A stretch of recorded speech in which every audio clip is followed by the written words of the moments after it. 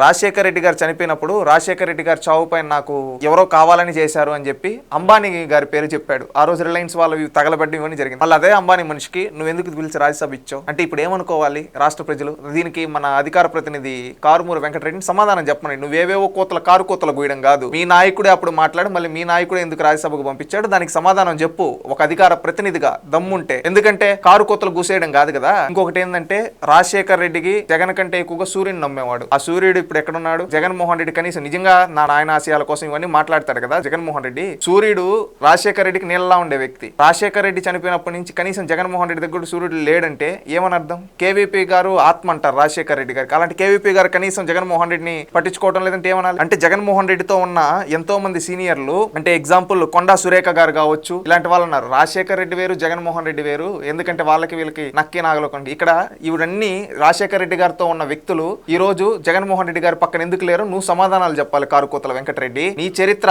ఆ విధంగా, మీ చరిత్రలాగే అందరి చరిత్రలు ఉంటాయని చెప్పి కారుకోతలు గుస్తే కపాలం పగిలిపోతుంది. అది గుర్తుపెట్టుకోవాలి వెంకటరెడ్డి గారు.